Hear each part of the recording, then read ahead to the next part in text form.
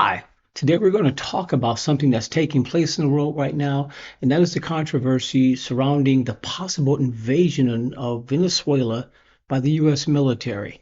Very complex and touchy subject, but let's take a look at what's happening and what could happen in the very near future.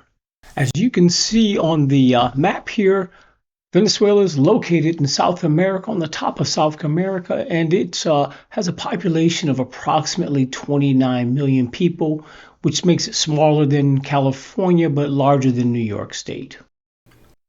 The president of Venezuela is a man named Nicolas Maduro, who came to power in 2013, and he has held on to that power, and some say illegitimately held on to that power, and that is the source of contention right now.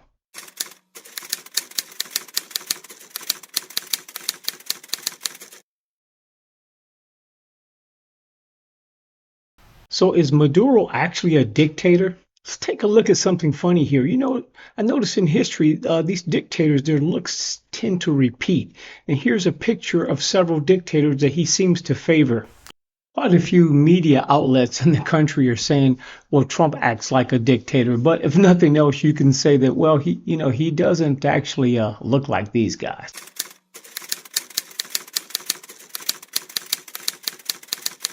The Trump administration has stated that fentanyl that's coming into this country and killing a lot of people is the reason why we're having this conflict with Maduro and why he's staging to possibly invade them to stop this drug production.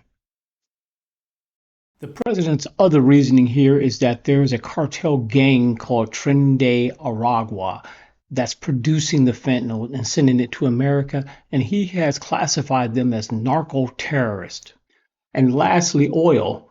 Since World War II, oil has been a flashpoint for starting different conflicts in the world.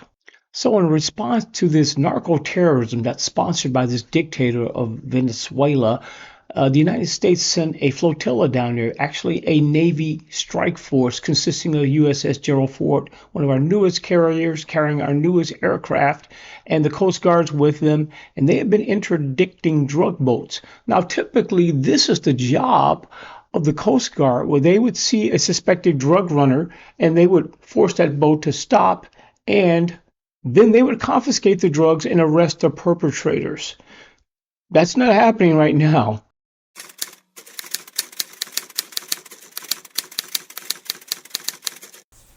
In Puerto Rico, just south of San Juan, there's the remnants of an old U.S. Navy base named Roosevelt Roads.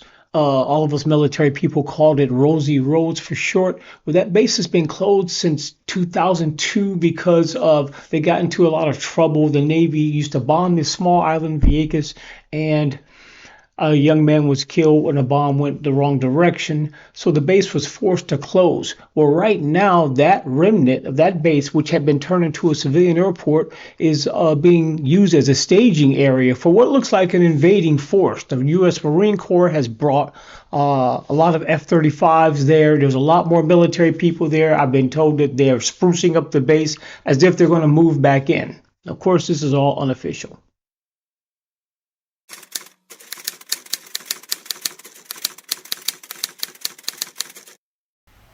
And of course, folks, I'm not making all of this up. The president has said many times that there's going to be strikes on Venezuelan soil soon.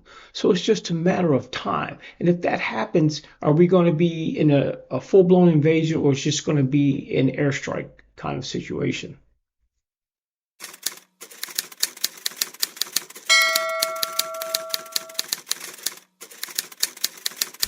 I'm not going to go into the details and try to compare these two navies. There is no comparison. The U.S. Navy has the largest fleet of aircraft carriers, submarines, cruisers, everything. There's no comparison, even with China or Russia. But for the sake of fairness, I will tell you that Venezuela does have a navy. It's a very small navy. It's what we call a frigate navy. They don't have aircraft carriers, so they can't project power. They can simply defend their coastline. They have two old diesel-powered submarines that are pretty much obsolete by our standards, and they still train on this old ship here, pictured for sailing purposes, I guess.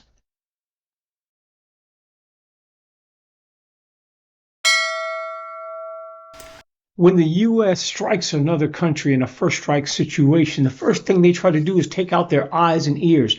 When we say eyes, we mean radar. When we say ears, we mean communication stations. So the first thing on the U.S. Navy's list is these EA-18 Growler aircraft. These are aircraft who carry these powerful jamming pods, as you can see hanging from the wings, and they're tasked to take out those radar systems.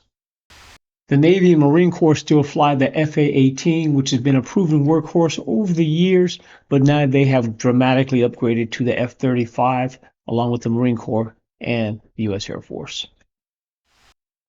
So the Venezuelan Air Force flies the Su-30 Mark IV fighter plane. This is a fourth generation fighter plane, but make no mistake, this plane is a great dog fighter.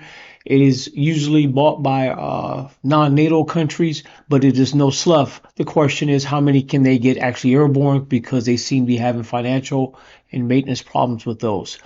Also, the Venezuelan Air Force has U.S.-made F-16s, but the rumor is that they're not flyable either because they can't get parts from U.S. companies, which makes a lot of sense.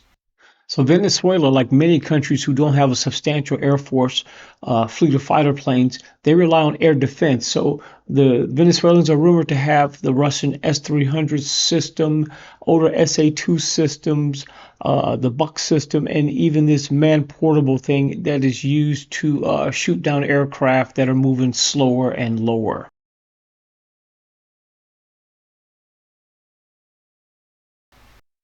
The Venezuelan army is not what I call battle tested, but recently President Maduro has called up like 4.5 million reserves, is the rumor. So that's going to be very interesting if it comes down to a ground fight.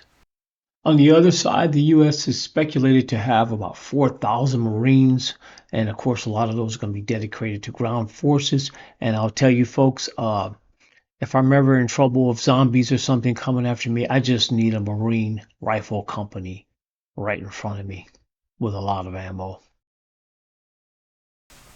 So, folks, that's my summary of what's happening in the Caribbean and what may happen in the Caribbean if the situation gets any worse than it is already now. If you've watched this far, please hit like and subscribe. And if you didn't like the video, hit me up in the comments. I'm always open to any criticism. Thank you for watching.